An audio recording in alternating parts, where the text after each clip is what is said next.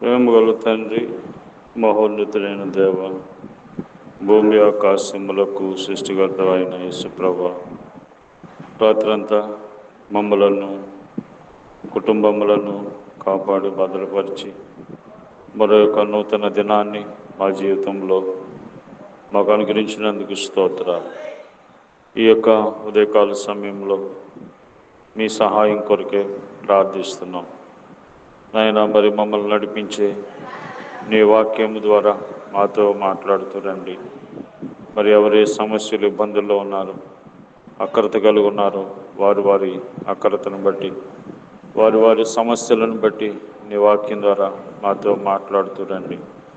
నువ్వు మాట్లాడే దేవుడు, చూచుచున్న దేవుడు, వినే దేవుడు, సహాయం చేసే దేవుడు, ఆదరించి ఆదుకునే దేవుడు జ్ఞాపకం చేసుకోండి నాయన. ఒకప్పుడైతే మరి ఎంతో శత్రులం, దూరస్తులం, పాపములో చెడిపోయినటువంటి వారు, అలాంటి మమ్మల్ని జ్ఞాపకం చేసుకున్నందుకు స్తోత్రాలు. మా పాపాన్ని బట్టి మమ్మలను శిక్షించక మా శిక్షను మీరు పొంది మాకు శిక్షావిధి లేకుండా చేసినందుకు స్తోత్రాలు. జ్ఞాపకం చేసుకోమని యేసు ప్రభు నామములో ప్రార్థిస్తున్నాం తండ్రి, ఆమేన్. అద్భుత దివేనలు ప్రభువా కుమారించితివి, నీదు ప్రేమ పారము ప్రభువా మాపై చూపితివి. నీదు ప్రేమ పారము ప్రభువా మాపై చూపితివి. మానవుని చేసినావు నీ సొంత రూపమునకు, మానవుని చేసినావు నీ సొంత రూపమునకు, నీకిష్టులముగ బ్రతికి, నీకిష్టులముగ బ్రతికి దివెనాలెన్నో పొందేదము. నీకిష్టులముగ బ్రతికి దివెనాలెన్నో పొందేదము. అద్భుత దివెనలు ప్రభువా కుమారించితివి, నీదు ప్రేమ పారము ప్రభువా మాపై చూపితివి.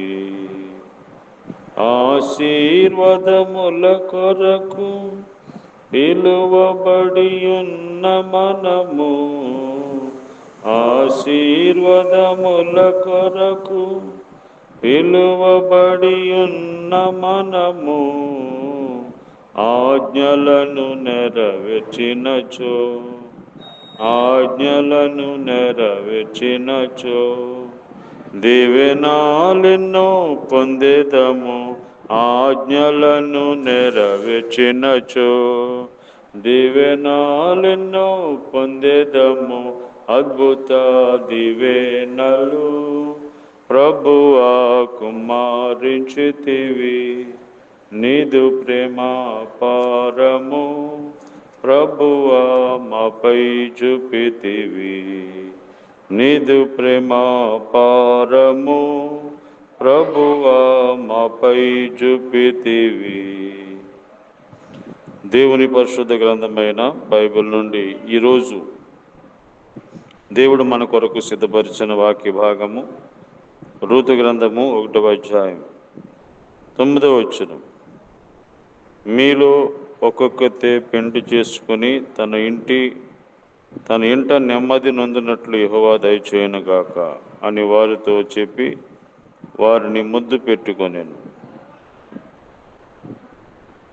తన ఇంట నెమ్మది నొందినట్లు యెహోవా దయచేయునుగాక. దేవుడు మనకు నెమ్మదిని కలిగించాలి అంటే మరి మనం ఏం చేయాలి? ఇక్కడ నయోమి యొక్క ఇద్దరు కోడన్లతో ఈ మాట చెప్తా ఉంది. ఇద్దరు కుమారులు చనిపోయిన తర్వాత మీరు మీ ఇంటికి వెళ్ళి నెమ్మది పొందినట్లు దేవుడే మీకు నెమ్మదిస్తాడు, వెళ్ళండి అని ఆ మాట చెప్తున్నది. ఈరోజు మన జీవితంలో కూడా ఎంతోమందికి నెమ్మది లేదు. కాబట్టి నెమ్మది లేక ఎంతోమంది చనిపోతున్నారు. డబ్బును బట్టి నెమ్మది ఉండదు, ఉద్యోగములను బట్టి, ఎండి బంగారములను బట్టి నెమ్మది ఉండదు. నెమ్మది ఇచ్చేది దేవుడే. దుష్టులకు నెమ్మది ఉండదని దేవుడు సెలవిస్తున్నాడు. మానవుడు పాపమును బట్టి నెమ్మదిని కోల్పోయాడు. ఆ నెమ్మదిని దేవుడు మనకి ఇవ్వడానికే యేసుప్రభువారు ఈ లోకానికి వచ్చారు. ఇప్పుడు మనకి నెమ్మది కలిగి జీవించాలంటే దేవుని వాక్యము మొట్టమొదటిగా, వాక్యము ద్వారా నెమ్మది. 119వ కీర్తనలో మనం చూస్తే 50వ వచనములో, నీ వాక్యము నన్ను బ్రతికించి ఉన్నది, నా బాధలో ఇదే నాకు నెమ్మది కలిగించుచున్నది. దేవుని వాక్యము బాధల్లో ఉన్న వారికి నెమ్మదిని కలిగించేది. మరి ఏ విధమైనవి కూడా మీకు నెమ్మది ఇవ్వు. ఏ వ్యసనములు కానీ, మరి ఏ సినిమా సీరియళ్ళు కానీ, మరి ఏ కార్యము కూడా మీకు నెమ్మదినివ్వదు. చాలామంది నెమ్మది లేదని త్రాగుడికి బానిసలైపోయి త్రాగుతుంటారు. త్రాగితే నెమ్మది దొరుకుతుందా? కాబట్టి త్రాగుడు వలన కానీ, చెడు వ్యసనముల వల్ల కానీ మీరు నెమ్మది పొందలేరు. మరి ఏ పరిస్థితి కూడా మీకు నెమ్మది ఇవ్వదు. దేవుని వాక్యమే నెమ్మది అనేది ఇస్తుంది. కాబట్టి మీకు నెమ్మది కావాలంటే దేవుని వాక్యం చదవండి, దేవుని మాటలు వినండి. ఈ దేవుని మాటలు బాధల్లో ఉన్న వారిని నెమ్మది ఇచ్చే మాటలు. కాబట్టి దేవుని మాటలు నెమ్మదిస్తాయి. రెండవదిగా, తిమోతి రాసిన మొదటి పత్రిక 2వ అధ్యాయం 1వ వచనం, మనము సంపూర్ణ భక్తియు మాన్యత కలిగి నెమ్మదిగాను సుఖముగా బ్రతుకు నిమిత్తము అన్నిటికంటే ముఖ్యముగా మనుషులందరి కొరకును, రాజుల కొరకును, అధికారులందరి కొరకును విజ్ఞాపనలు, ప్రార్థనలు, యాచనలు, కృతజ్ఞాతులు చెల్లించవలని హెచ్చరించుచున్నాను. రెండవదిగా, ప్రార్థన చేసుకోవాలి. ఎవరైతే ప్రార్థన చేస్తారో వారికి నెమ్మది, సుఖముగా బ్రతుకుతారు. ప్రార్థన మనకి నెమ్మదిని కలిగిస్తుంది. కాబట్టి ప్రార్థన అనగా దేవునితో మాట్లాడుట, దేవునికి మన విషయాల్ని, మన బాధలన్నీ చెప్పుకోవటం ప్రార్థన ద్వారా. కాబట్టి ఎవరైతే ప్రార్థిస్తారో వారి హృదయము తేలికవుతుంది, వారికి నెమ్మది కలుగుతుంది. అన్న తన బాధ అంతా ప్రార్థన ద్వారా దేవునికి చెప్పుకుంది. కాబట్టి మీ బాధలు, మీ సమస్యలు ఏమున్నా దేవునికి చెప్పుకోండి, ప్రార్థన చేసుకోండి. గొప్ప నెమ్మది ఉంటుంది. ఎవరు చెప్పుకోవద్దు. ఏ మనిషి మీ బాధలు తీర్చలేడు. ఏ మనిషికి చెప్పుకున్నా ప్రయోజనం లేదు. దేవునికే చెప్పుకోవాలి. నేను పుట్టించిన దేవునికే. నీ బాధలన్నీ చెప్పుకుంటే నెమ్మది ఉంటుంది. మూడవదిగా, కీర్తనలు 25 అధ్యాయం 11వ వచనం, యెహోవా నా పాపము బహుఘోరమైనది, నీ నామమును బట్టి దాన్ని క్షమించుము. యెహోవా యందు భయభక్తులు గలవాడెవడు, వాడు కోరుకోవలసిన మార్గమును ఆయన వారికి బోధించును.